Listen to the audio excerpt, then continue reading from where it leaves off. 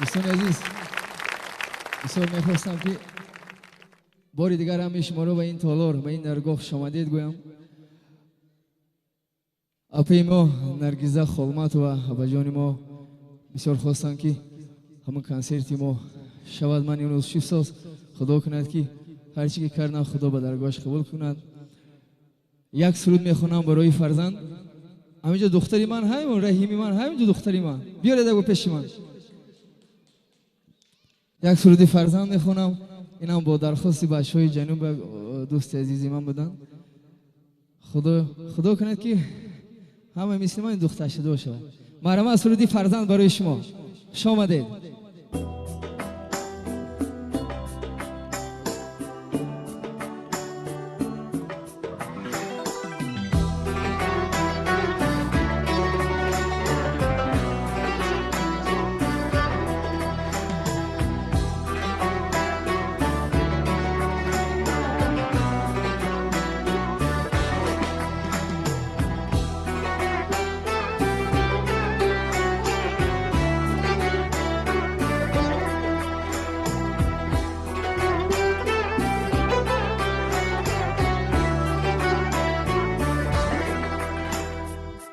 ای خدا فرزند بیده تو مادری غم دیده را فرزندی با ایمان بیده هر بنده ای افسرده را ای خدا فرزند بیده تو مادری غم دیده را ای خدا فرزند بیده تو مردانی غم دیده را به کودکی روزی سیاه در عالمی بود و نبود روزی بیده فرزندینه روز سیاه گردیده را ای خدا فرزند بیده تو مادری غم دیده را فرزندی با ایمان بیده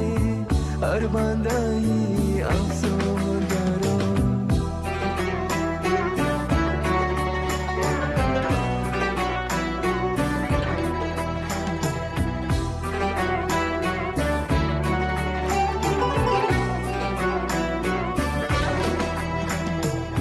شیرینی دنیا همه باشه جگر بنده دیدم شیرینی دنیا همه باشه جگر بنده دیدم شکرانه باید نمو داده خدا را شکرانه باید نمو داده خدا را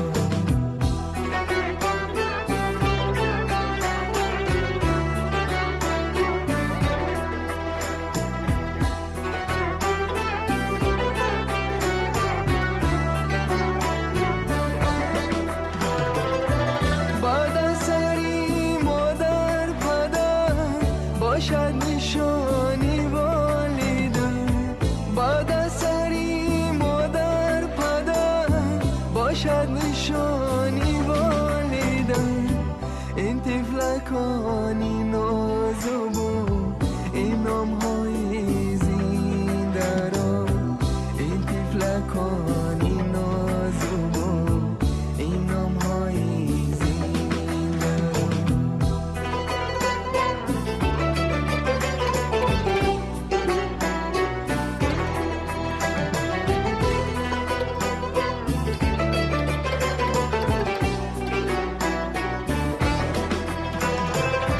ای خدا فرزند بیده تو مادری غم دیده را ای خدا فرزند بیده تو مردانی غم دیده را ای خدا فرزند بیده تو مادری غم دیده را فرزندی با ایمان بیده هر بنده ای افسرده را فرزندی با ایمان بیده هر مردانی غم دیده